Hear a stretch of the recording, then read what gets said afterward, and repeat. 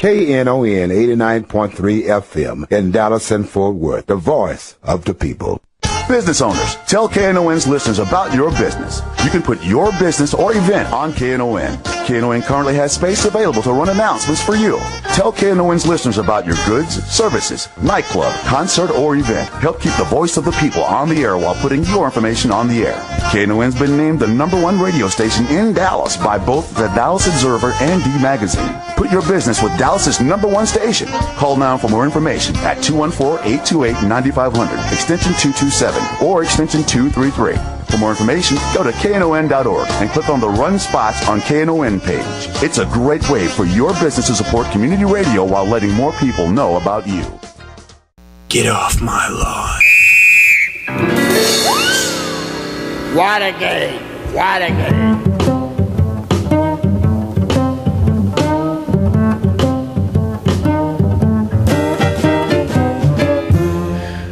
Jim Schutze and Eric Celeste back with Get Off My Lawn. It's Eric, how do we tell them? This is a sad day. I'm not good at these things, Jim. Yeah. That's for you. I think we should say it's for your good that we're leaving. The listener's good. Yeah, it's for your good. I've said all I can say. And it's your fault. Well, that's a given. Yeah, I mean, I'm a cooler. I was sent. No, I don't mean your fault. I'm blaming this on the listeners. Oh, the listeners. Right. Somehow we can make them shoulder the guilt. I like that better. Yeah. You're so wise. Yeah, yeah. I can't believe they're getting rid of you. You have to know, Eric, don't put it like that.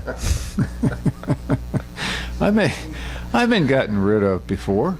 I've been down the old elevator shaft a couple of times. You're wise enough, though. Usually when you see the hatchet swinging, you get into your office, or you suddenly remember you have a phone call to make. The Dallas Times-Herald was a place where I stayed until the bitter end, and I was out camping with my kid, and my wife called me up on my brand new cell phone, the first one I ever had, and said, "You don't have a job anymore." And there was a lot of subtext to that. I'm sure. Yeah. But years later, I was talking to a friend of mine who had been at the Herald, and he left like a year before it folded. And he said, "Jim, I always wondered, did you not see any handwriting on the wall, like when they couldn't heat the building properly?" Right. Yeah. Anyway, this is Eric, I'm going to let you say it. I just can't. Can't say it. This is you're done shooing people off KNON's lawn. Yeah. Well, so are you. I am. We've got another 55 minutes or so to do. Yeah. This is the final installment of KNON's version of Get Off My Lawn. Eric is leaving for Hollywood. He's going to become a movie star. Is that right? I wish. That would be wonderful. Can I leave for Hollywood and become a movie star? Anything's possible, Jim. Yeah. There's surgeries that can do wonders. Yeah. Okay. Well, they can't. They don't know what you're talking about because this is radio. Oh, right, For all they know, I'm 18. Right? You're just very sage, 18. Yeah. Right. 18-year-old with a lot of road behind me. Anyway, this is our last installment of this show, and Eric and I are both being sort of called by other... Called back to the mothership. Yeah. I'm going to do some kind of podcast for The Observer, and you're still thinking of an independent? Yes, I'm trying to put together the necessary elements to do a podcast, but it would I haven't talked to the new editor about this at D, but it would hopefully live on front burner as well. Would you be able to give me a list of all the people you hope to sell ads to? My business strategy is listen to your first show and then just take everything that you've got there. Or go to advertisers and say, mine will be the opposite of this, right. I promise. Right. That dead air, I'm going to do something different. When the Herald folded, I was, there you get all this counseling about what to do, and it said, review your assets and put together your pitch for the next deal. And so I was reviewing my assets, and I thought, Middle-aged, negative columnist offends advertisers. Right. I can be yours. I can be your problem. Right. Oh, and I have certain salary requirements that life has Right. dictated to me. Yeah, got a certain nut to make here. You're just. When did you walk through my door, sweetie? Right. Yeah. You look good. Yeah, right. Well, it's not all about us. I mean, some stuff happened this week. We could mention. I think we should, go out talking about what we've been talking about, because that's. Yeah.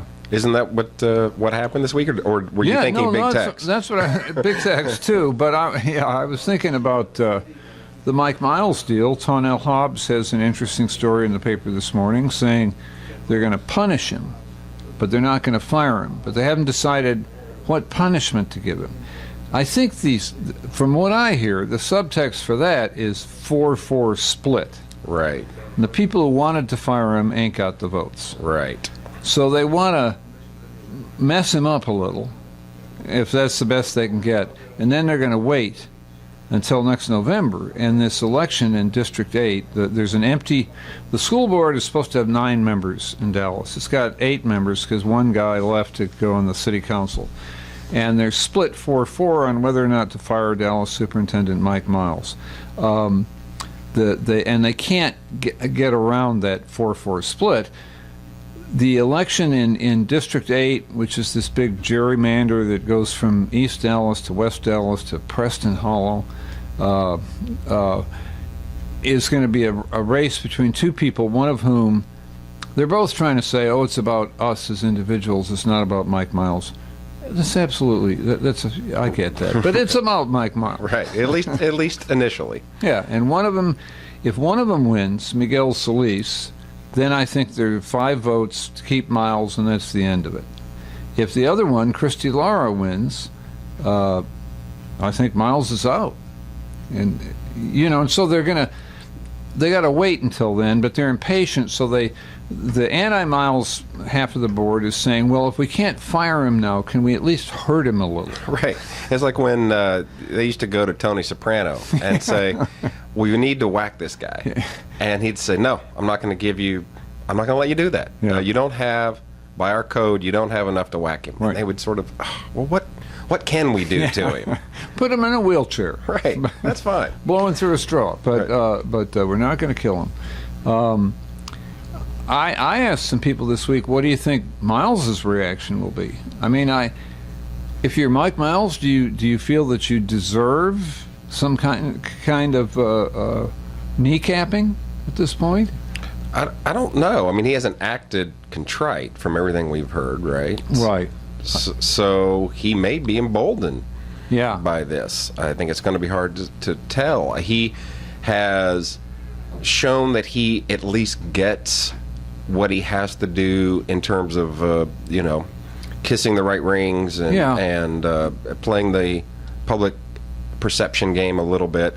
But that doesn't mean I haven't heard, at least from the people I've talked to, that doesn't mean he's, like I said, contrite in this situation. And what would be accepted as true contrition? I think he'd have to kill his leadership academy, where he picks principals, and he'd have to say, okay, the choosing of principals for schools, I'm turning back over to the politicians. Right. And I won't do that anymore. I'm sorry, and I'm not going to choose teachers. And I haven't heard, right? You haven't. There's no indication that he would go that far. No, I would assume, given his profile so far and his stated beliefs, that if he got to that point, he'd say, all right, I'm out of here. Right. Let's put together a package. Yeah. Yeah, I don't know how you can look at that. We've decided to, half the board wants to fire you, the other half says you haven't given enough time. Right. So you get to kiss your sister and move on. Yeah. I don't know how I look at that from somebody who believes, as I've said before, I don't know if he's a good superintendent, but I also don't believe he should be kicked out for this reason. I did an interesting exercise sort of by accident this week. I wound up, because of something else I was working on, looking back at DISD battles in the 1990s, when Sandy Kress, early 90s, he was president of the school board. Because the narrative now is that this is all about Miles's personality. We were doing great, and then this guy came along, and boy, he stirred things up.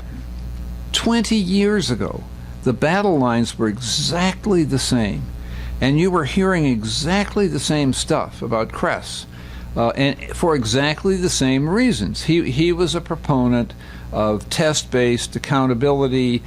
Basically, you got to teach the kids to read. That's all. You got to teach the kids to read. And black leadership was adamantly opposed to him and really rose up against him because it was seen as his trying to undermine the settlement of the DSEG suit.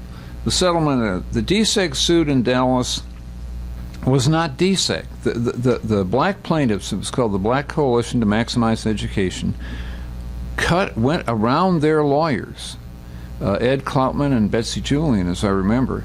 They had these kind of white progressive lawyers who were suing for busing and DSEG, and the black leadership went to the white leadership, the plaintiffs, and said, "Hey, we got to get away from these hippies.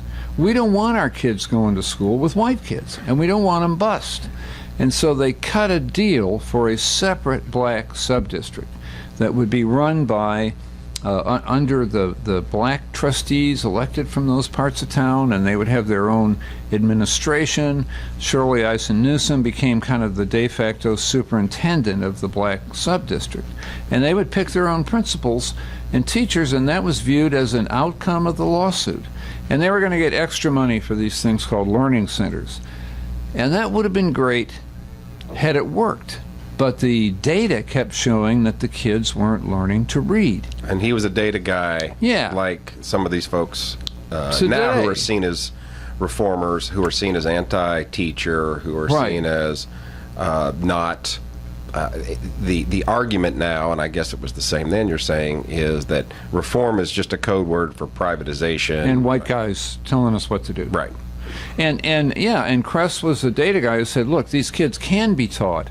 It's very interesting how the liberal argument works, because I'm a liberal, but and it was the same back then as it is today. You got the reformers saying these kids can be taught to read, and you have the liberals saying, no, they can't. These are kids who live in poverty, and the only way to teach them to read is to cure their poverty. Right. And there are all kinds of... this has now become hardened into all kinds of academic theories. I can't remember the words for it. Diane Ravitch's new book that she's out promoting all over the country sort of is the touchstone for those folks who say reform is just corporatization and business takeover of schools in disguise. Right. And that we've got to solve all these social issues. It's not about teachers. Teachers are great. There's the testing and the accountability that some of these data folks want doesn't work, and that's sort of the new version of that, and she's leading that. So if you Google her, and you'll see her new book, Reign of Error, out there. That lays out that side of the argument. And the attack on the reformers is very ad hominem. It's very personal. These guys are bad because they're business guys. And Kress was a liberal Democrat, former chairman of the Dallas Democratic Party, but he became guilty and anathema because he hung out with business guys. Yeah, he was a known associate. Right. We have pictures of you with men in suits that fit. You have business ties. Yeah, right. Literally. Yeah, right. Yeah. And it never goes back. You know, I'd love to see them all in a room and somebody say, wait a minute, can you teach these kids to read or not? I mean, why isn't that the question? Well, and again, we talked about this last week. Anecdotally, we hear great stories, and anecdotally, we hear about great teachers who are not allowed to flourish under Miles, and et cetera. And the data folks, and again, also card-carrying liberal over here. Right. But you can't. I can't argue with those folks that, as you pointed out, say, what percentage of these folks are ending up college ready? Yeah. What percentage of these young men in this pipeline to jail, what percentage of young men are in that pipeline? And that's unacceptable. So we can talk about, so I don't know the answer. If I did, I wouldn't I'd be a lot it'd be a lot easier to take care of my rent, because I would be very much in demand around the country. But I do know you can't dismiss the data guys with the argument that this is just some sort of evil business takeover of public schools. You guys are business guys, and I have huge, deep-running resentment of people telling me what to do, of management. I don't even like people who look like management. I have all those feelings. It's sort of a syndrome. Right. But if the management guy comes and says, look, the problem is, sailor, the ship is sinking. and we can deal with your syndrome later, but the ship is sinking, and we gotta pull together here. There's a point in which you got to listen to them. We got Tony on line 4. Tony, what's up? And we also have some kind How y'all doing? hum. Oh, okay. Tony, what's up? Can you hear me well? Yeah. Go ahead. See, and when I call you your station, it's not necessarily about Mike Miles. It is about the whole educational system. Right. And one of the things you hit on earlier is you look at charter schools. I've heard many charter schools say, well, you know what? We have 100% going to college. They never give you the ending result of how many of them are graduating college. They never give you that number. What they do is this. They set up this scenario. Okay, we are independent. We can do X, Y, Z. We're proficient, and they're college ready. But the one thing they never give you a quote of is how many of those kids have. Because I've heard the ones who have been in business where they have 4 years, to where at the end of those 4 years, you never hear them say, "Well, we have 80% graduation rate in college." And anecdotally, I hear that some of those numbers are bad. They're shoehorning kids into schools, but the kids can't stay there. Exactly. So my thing is this: Reagan had a policy or initiative came out when he was in office.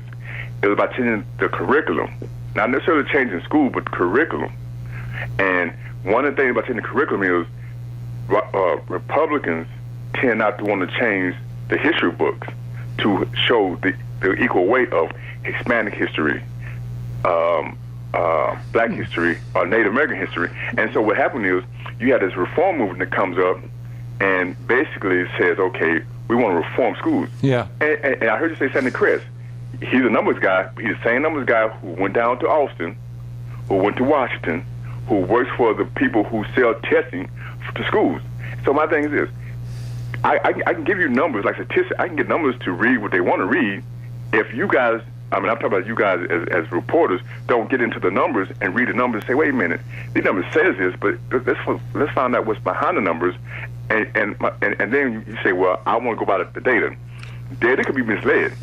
I think we're Tony, thanks. Thank you. We're right up against a break, right? And are we coming back, or you want to just leave Yeah, now? because Tony brought up a we point. don't have to finish the show. I was ready to walk out, but Tony brought up a point I want to get to when we come back the other side.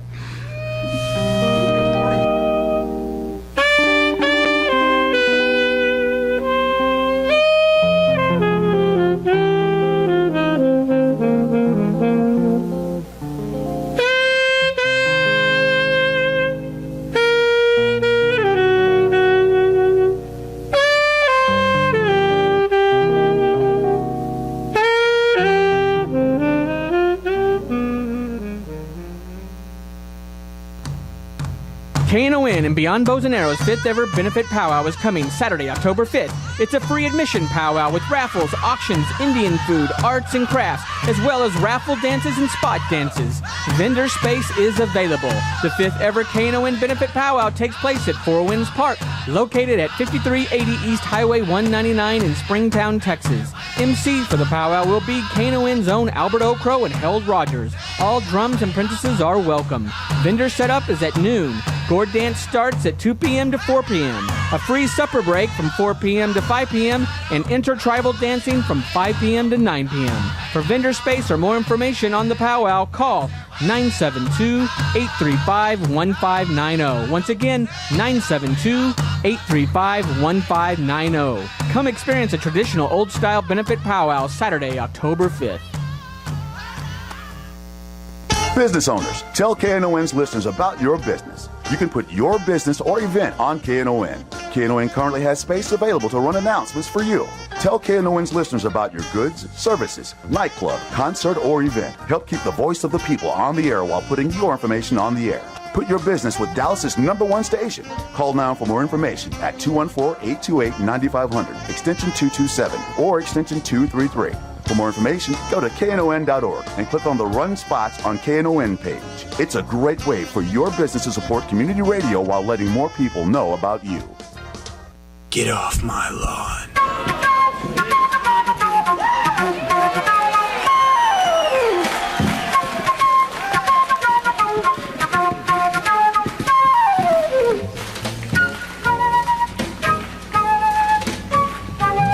Jim Schutze back with Eric Celeste and Get Off My Lawn. We're talking about schools and charters and so on. We have Robert Wolonsky on the line waiting to talk to us. Robert, how are you this morning? Robert? Oh, I'm sorry. We're going by the name Wiley H today. I forgot. Wiley, are you there? Yes, I'm here. How are you guys? Yeah, good. Great. Great. What's up? I'm kind of sad now. I mean, I honestly look forward every Saturday morning since I found out about your show to having something to do at 10 a.m., which I'm usually just still laying in bed and sleeping. So if we can just put it on your calendar, I'll call you each week. Yeah. A couple. Very lonely. I'll make the other call. To Tony. We'll reach the whole audience. So no, but you do have a big audience. I know because I speak to people during the week, and they'll say, "Oh, did you hear this thing?" And I'll be, "Yeah, I did hear that." So anyway, in all seriousness, I've liked the show quite a bit. Well, thanks. Coming from you, we take that as a serious compliment, Wiley H. Good. I wanted to bring up something this morning, which you had talked a few weeks ago, I think, Jim, about Elizabeth Jones, and then there was something in, I think it was in Front Burner this week, Eric, that you posted about the expense reports for these different trustees on, going on traveling and whatnot. Right. Which basically just said, just so folks haven't seen it, it made clear there was nothing illegal or unethical about it, but that the 4 anti-miles people like to spend almost all of their allotted $10,000 a year on board-related travel and improvement boards and networking, and the 4 anti-miles folks all spend almost nothing. We sent Jones to Harvard. We did. She spent $10,000 in July for an $11,000 of district money for an $11,000 3-week course on how to be a better school board member. So and again, nothing wrong with that. It's all above board. I just thought it was interesting. Yeah. So that's just some context. Go ahead, Wiley. Yeah, well, to that point, I mean, I'm looking at her LinkedIn profile right now, which I think another one of your posters commented about. If you look at education, now at the top of the list of education is Harvard University Kennedy School of Government, Senior Executive in State and Local Government, 2013. So. Right. That's there. And then the one she did last year for $5,000 is also there, which is where you go and learn how to be a better corporate board member, which I'm not sure. I guess that's applicable to what you do, I guess. So, sure. And I checked that out. That's a course that takes, at best, about 2 full days to complete. Yeah. But lots of corporate boarding going on, though. Yeah. Yeah, and so, I got intrigued by that, and so I went and I looked at her LinkedIn profile. I went and pulled up her bio from UT Dallas, and then I went back and looked at her Elect Elizabeth Jones thing, which is still up, and because I've always heard her referred to as this McKinsey consultant, McKinsey consultant this and that, and Jim, you said that, so I And I went and looked at her, her campaign site, and under professional experience, it's first thing listed is McKinsey & Company alumni, senior corporate and financial advisor with over 25 years of professional experience, have advised, managed, or underwritten $9 billion in project finance, debt, and/or equity transactions at the International Finance Corporation and top-tier financial institutions, and it goes on from there. Right. But then when I looked at her LinkedIn profile, it shows that she only worked there for 3 years. Yeah, right. Right out of school, right? As I recall. Yeah, right out of school. So, Yeah. Which, I don't know. I mean, I know people who work at McKinsey in your first 3 years, you kind of, you run the copy machine a lot. Probably not as much these days. She was there. She was there 2 years, as I understand. Oh, was it? Okay. Yeah. Right, and I also think because it's like when I started out at D, you could say I had a hand in every single story we did. Yeah. Because I did things like run the hard copies of the story to every editor. Right. So I touched everything. I think so. Yeah. No. I Jim's probably gotten this before. Some folks have pointed that out and said that's a little the Jones bios and there's a bottom line for me here, and I spent a lot of time on this. I don't believe that you can hold anybody to any of the online stuff, the LinkedIn and so on, because it's all wildly inaccurate, and it's a mistake to think that it is accurate. I went to some effort to establish that Elizabeth Jones really did graduate from Wellesley when she said she did, and she did. Yeah. And I kind of decided that, for me, that was the benchmark, that if she's okay on that, then I'm not going to spend my life looking at the rest of the stuff. But the rest of the stuff is all over the map in terms of what is claimed. This sounds like a major corporate figure in America when you read the bio. Yeah, and I think your point, Wiley, tell me if I'm wrong, is it's hard not to look at that, and if you were a recruiter and go, there's a little bit of resume fluffing. That's what I thought. Here. Exactly. If I were doing the interview, my little dowsing rod would be finding a lot of air space in there. Right, right. And I've heard people have told me, look at what's really happening at UTD, because there's a lot of association that is put there. I don't know, and I'm kind of like Jim. I feel like it's not. It's just a rabbit hole I'm not prepared to go down. But lots of people have noticed that. It also depends on what you claim. Eric is aware that at an earlier point in my life, for a couple of semesters, until I found out I couldn't do it, I was adjunct teacher at SMU. Now, I suppose I could say that I'm a former professor of journalism.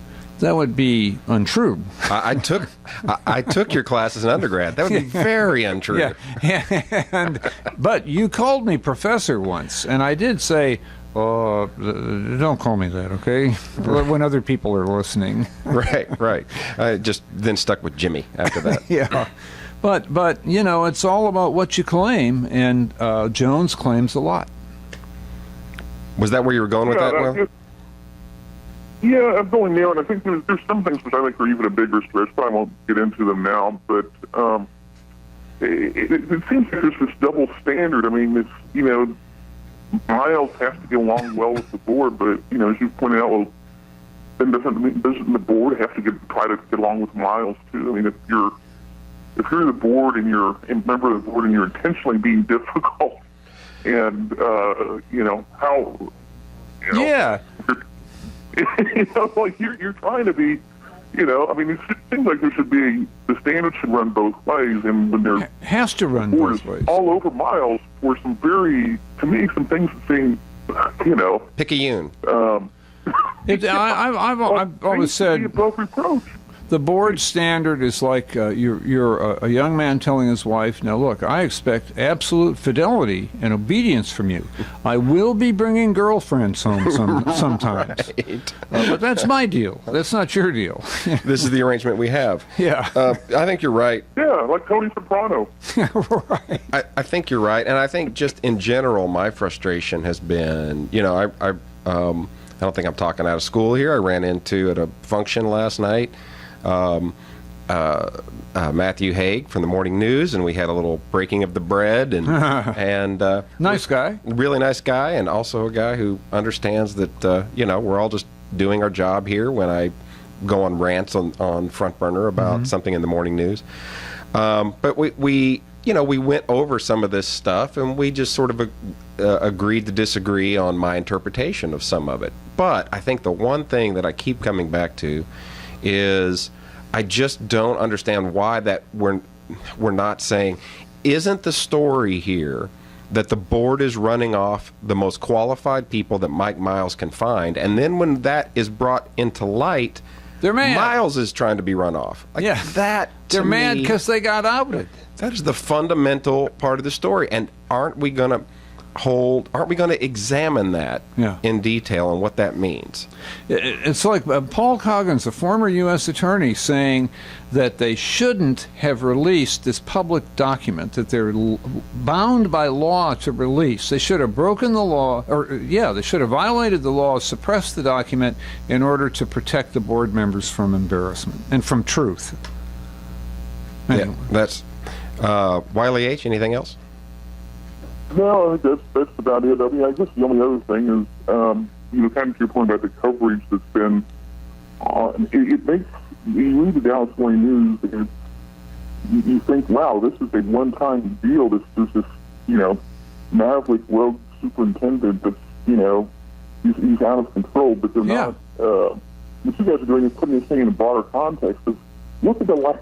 Well, and especially when you put it in that 20-year context of the fact that this is exactly the response we've always had to any serious reform, and all of a sudden, and people have learned here in Dallas, because we've trained, us mediatoids have trained them, that if you just bring us enough little stuff, we'll stack the wood for you. His first PR lady she made too much money and she was blonde. And then whatever the next little offense is, and we'll stack them up. And so even though you never wind up with an argument that there's something fundamentally wrong with the guy or with the program, you wind up with enough little stuff stacked up. And the word you used, Wiley H., was context. I just wrote a column for next month's, or whatever issue it is, the November issue, which comes out in October. It's very confusing. But, I used the word context over and over and over again because my argument was that's what we're not getting in each of these instances. It's when the blonde PR lady makes too much money, it's not pointed out. She made or it was pointed out but not highlighted. She makes the exact same money that the person in the same position in Houston made. Right. But that doesn't matter. That doesn't matter. It's still too much. That's and then that goes on down the line to the point now where this week, this was what was had me banging my head against the wall reading it this week was we get somebody who has been on TV and in the Morning News and as advocating for Miles' dismissal. J. McDonald Williams, Don Williams, right. Former CEO of Trammell Crow and an education reform advocate for many years.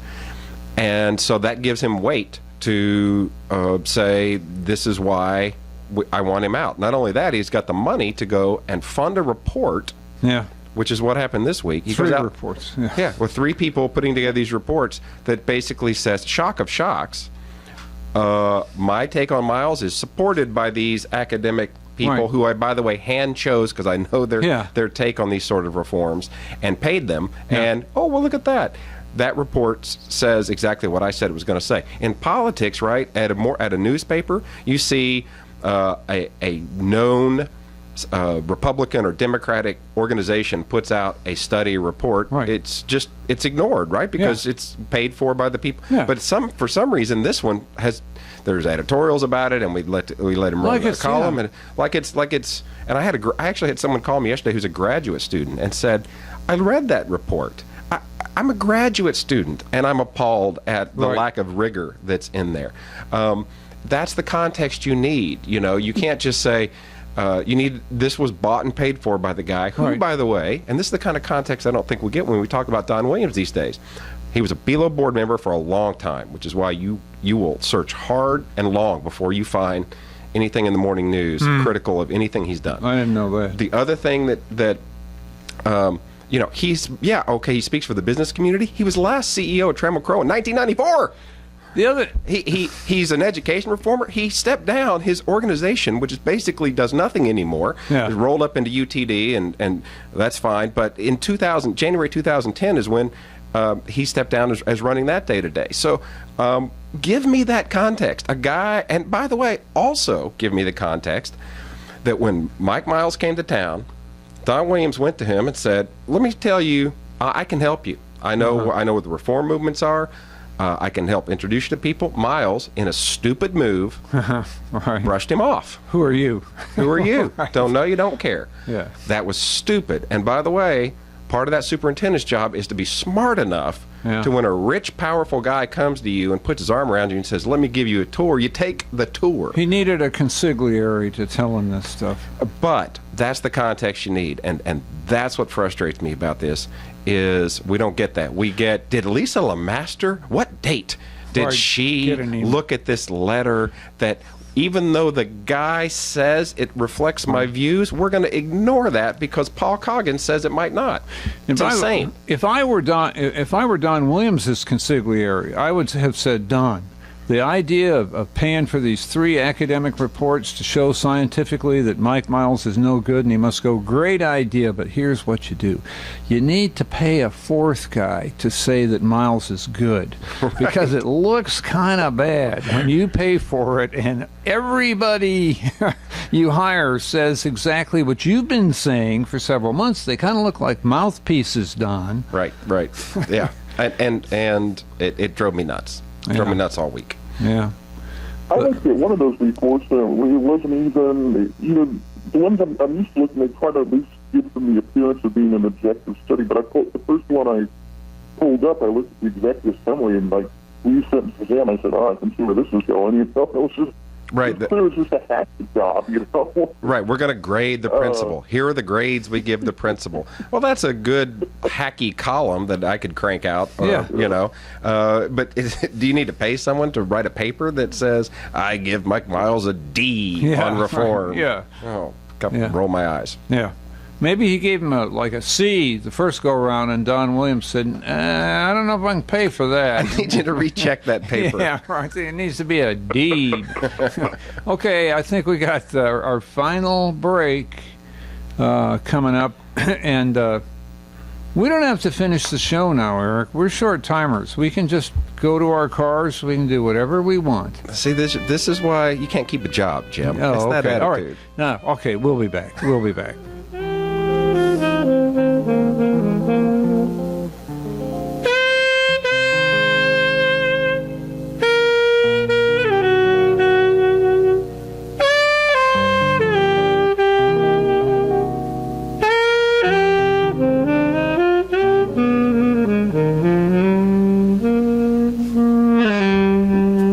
Knon and RDG Productions presents Greg A. Smith Love Expression CD release party, Saturday, October 5th at Port Davis Pub. It will be a night of love and passion designed with you in mind. This is Greg A. Smith with a personal invitation for you to come out and celebrate with me. I'll be performing with my band along with Leroy Ward and his band, Chester Burns, and Fort Worth's own The Sensational Miss Peaches. A free buffet by Bubba's Fat Burgers and Barbecue, along with Love Expression raffles throughout the night. VIP suites are available at 469-471-4180. That's Greg A. Smith's Love Expression CD release party, Saturday, October 5th at Port Davis Pub, 1313 South Lamar in Dallas. Tickets available at knon.org.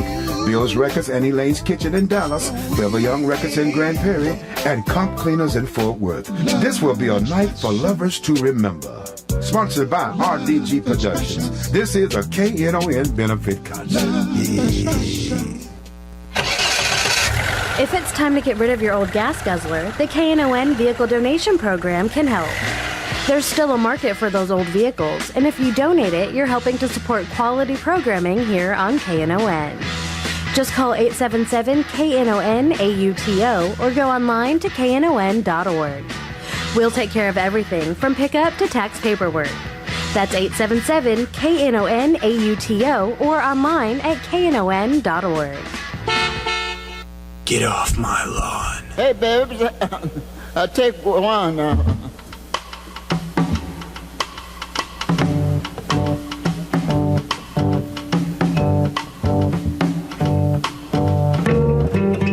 Jim Schutze, Eric Celeste back. Before Robert, I'm sorry, Wiley H. called in. We were headed toward a point about charter schools. It seemed to me. You still got that queued up in your head, or you? Yeah, Tony was talking about a lot of these reformers are identified as charter advocates, and that's a word that. In some cases, rightly, people point to some of the poor performances they see out of charters and some of the stories that have been done about charter schools that come about and say, well, they're not very good. Well, this is part of the tarring and feathering problem we have in this debate because, and I have some experience working, full disclosure, I did some work 7 or 8 years ago for a few months on behalf of an effort of some of the excellent charter schools in North Texas who were trying to get the legislature, trying to get the ledge to make it harder, toughen the rules for new charters, because they knew they had excellent results and they were graduating kids from poor areas who were doing very well in school, but they had all of these fly-by-night charters that were popping up, getting approved. And they knew they were getting painted with the same brush when those charters would be found out, when there would be news stories about bad charters. So they wanted those rules toughened. And the people who run, and I know, some of the KIPP academies, and then the folks who were running Peak Academy and the one in Irving, whose name I forget, these were some of the smartest, just hardest working people I've ever met in my life. And so I sort of became a convert to their version of what charter schools could do. I don't think it's so. I know there are good charters out there. Right. I don't think the argument, and I've never heard from him. This is part of the problem with the anti-reform movement, and they say it's really just we're just supporting teachers and we're supporting and we need better neighborhoods to help these kids out. The problem is they paint everyone with the same brush, and they say, look at charters, they're bad. Well, some are. Some aren't, just like with public schools. Some are terrible. Some are terrible. And no one is advocating for sort of a dissolution of the current system. It's integrating things that work and it's being unafraid to try and see if some of these methods that have made some of these charter schools excellent, if they can be applied to the public school system. The guy I heard make a very convincing case, not against charters, but against charters as an overall solution, once was Mike Miles. And he was saying in this context that even with the very best charters, you simply cannot scale that thing to the job of what public education's got to do. Because you talk to those folks and they'll remind you 89% of the kids on free or reduced lunch program. The poverty you're talking about is real, and so Diane Ravitch and those sort of people who say you've got to address that, they're not wrong, right? But that doesn't, that there's got to be something done so that kids aren't showing up, with just these. I mean, you talk to some of the folks at DISD, and they tell you just day to day the things that happen they have to deal with that don't make the news, and. The broken homes these kids come from, it's heart-wrenching. And the remarks I heard from Miles really affected me, because he was saying that the thing that worried him some was the success of the best charter schools, because he said that money comes out of public education, and we have the kids who are not going to get to a charter school. Their parents are not going to take them to a charter school because they don't have parents functionally. Right. And the only thing they have is public education.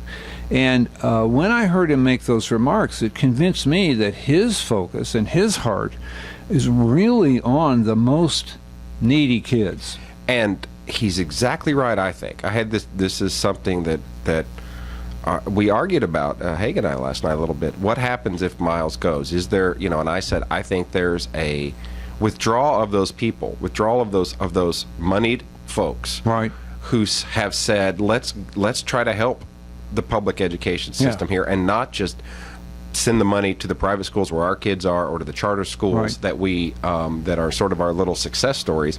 Let's try to help here. And I feel as though, just talking to some of those types of folks, some of the influencers in those groups, that if Miles is pushed out for this reason, that they throw up their hands and go, look, we tried.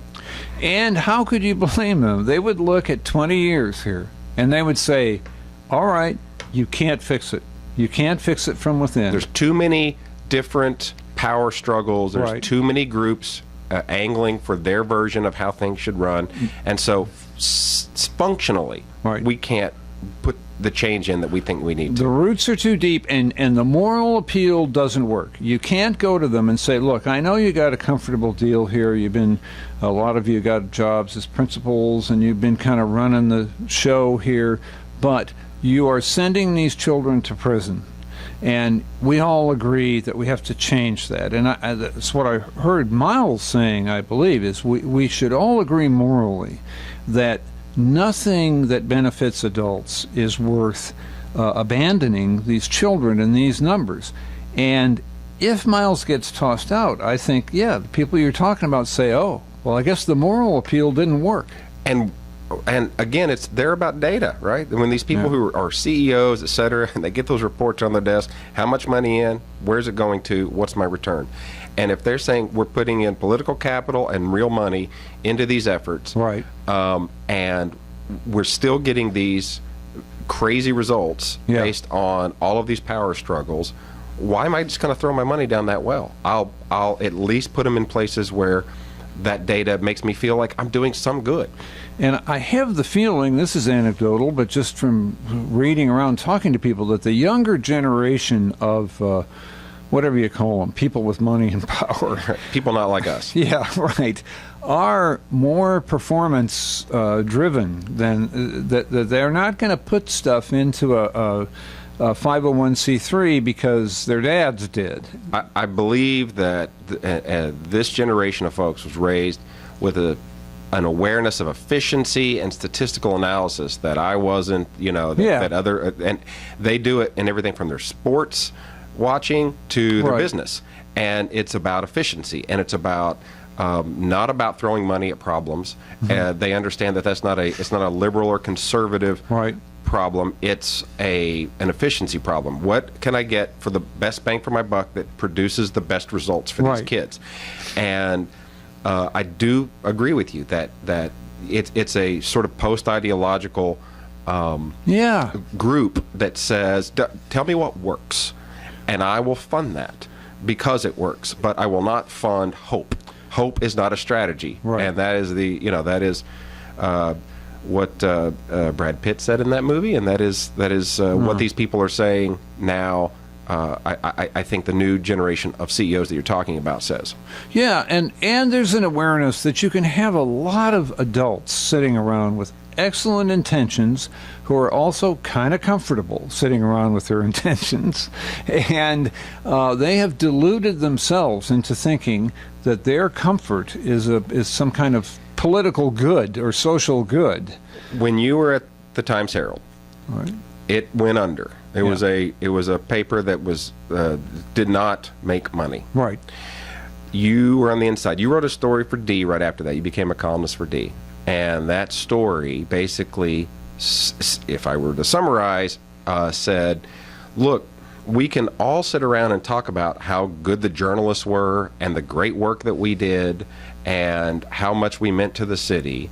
But the fact is, this company made stupid business decisions and relied on that sort of, hey, we're all good people here, let's try to muddle through it. Yeah. And that's just not going to work in the business world, right? I mean, you see, if you had gone through that newsroom, you could have pointed to lots of really talented folks, lots of really good people who were trying their best to help the city and through journalism.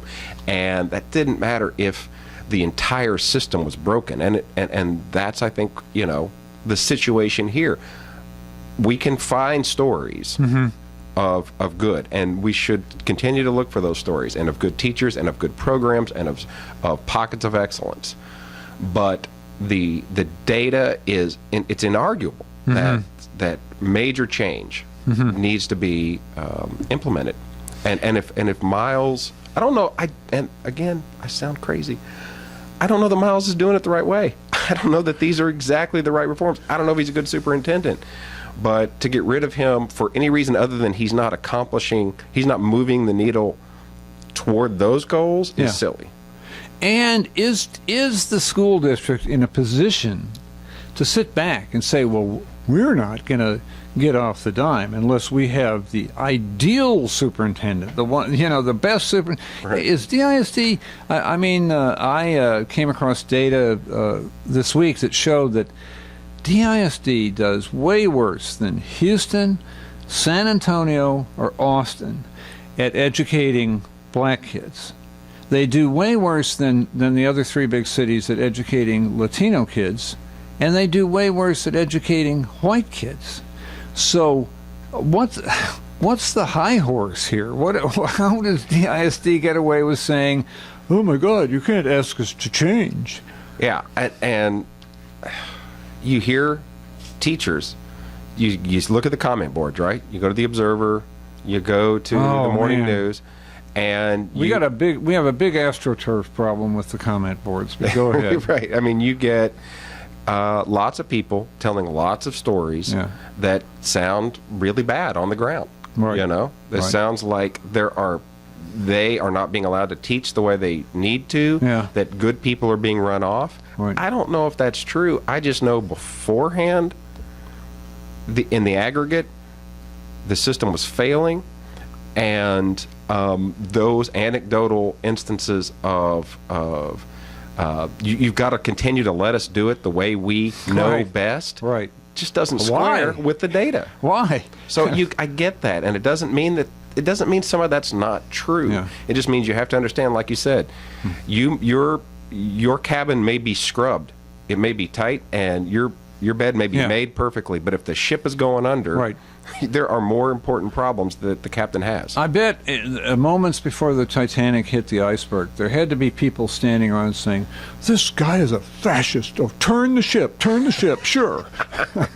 Why? What about my feelings? Right. I mean, that's the thing. It's the... Everybody says this when they talk about education. Everyone says it's all about the kids. I guess you just can't. You have to own that, and it is. Yeah. And it's about all the kids. Yeah. It's not about, as we've said, my kid or your kid who had great experiences in DISD and had great teachers. And I'll bet some of those good teachers who I know, if I went back and looked, have just said, forget it. I can't do it. I'm out of here. And I would feel bad about that. But it doesn't mean that the folks who are looking at these problems from above, some of the board members, and theoretically all the board members are for some sort of reform, right? Yeah. In theory. Yeah. Well, it's going to be painful. And, I mean, it is tough. It's just tough. This week I interviewed both of the candidates in the District 8 thing, Miguel Solis and Christy Laura. To my great disappointment, they're both really great. I wanted one of them to be nuts, have a halo, and one to have horns. Come on, It makes it easier. Yeah, have some respect for our needs in journalism. Right. But they're both really smart, and they're both very focused on the kids, and they both share this belief that the poorest kids can be taught. I think that makes them unlike a lot of other people. They could have wound up in the same boat had things gone a little differently. So how do they fall in your estimation along these ideological lines that we're seeing drawn? I think that Celeste is more leadership-oriented and thinks we got to get the job done. And if we hired Miles, and it's just what you said at the beginning of the show, if we hired him to reform the school district and he's reforming the district, we got to leave him alone at least long enough to see if it works. I think Laura is much more on the side of we've got to improve the social capital of the children. And in fact, I got a call from an editor this week because I used that term. He said, "Shoes, what the hell is social capital?" It sounds like Patrick Williams to me. Yeah, and I thought for a minute and I said, I think it's family background, but we can't use that term. Right. Well, so I just wonder how you think, is it going to matter then which one? Yeah, because Celeste is going to vote to keep Miles, and okay. Laura's going to vote to get rid of him. Oh, okay. So. And sadly, there are these two really interesting candidates.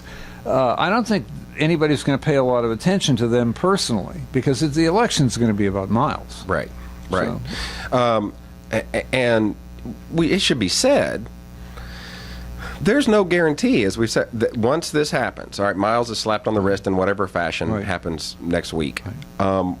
The people who are against him are still against him. Yeah. And they're going to be looking for things and leaking things and pointing over here and going, he's doing this. Absolutely. It's been going on for 20 years. Those battle lines won't change. And we don't know if Miles is going to continue to do stupid things that puts himself in these positions. Yeah. So, no, that it's not over. He's got to learn. There's got to be, that election is very important.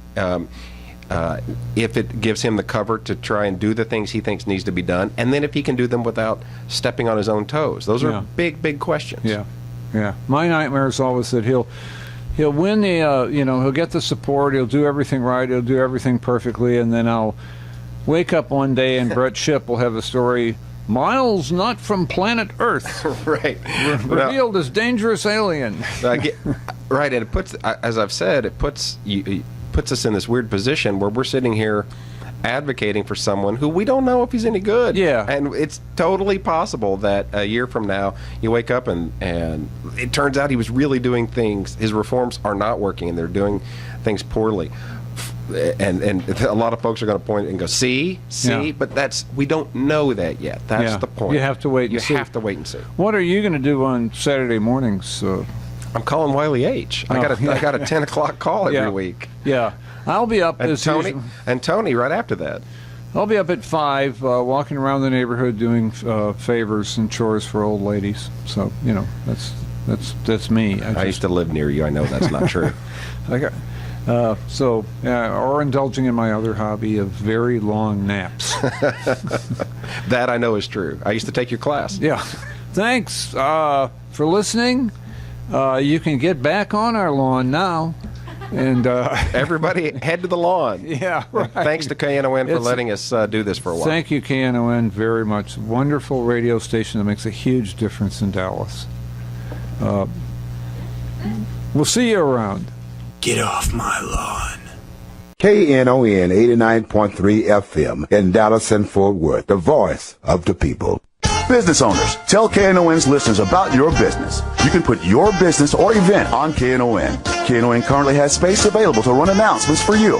Tell KNON's listeners about your goods, services, nightclub, concert, or event. Help keep the voice of the people on the air while putting your information on the air. KNON's been named the #1 radio station in Dallas by both the Dallas Observer and D Magazine. Put your business with Dallas's #1 station. Call now for more information at 214-828-9500, extension 227, or extension 233. For more information, go to KNON.org and click on the Run Spots on KNON page. It's a great way for your business to support community radio while letting more people know about you.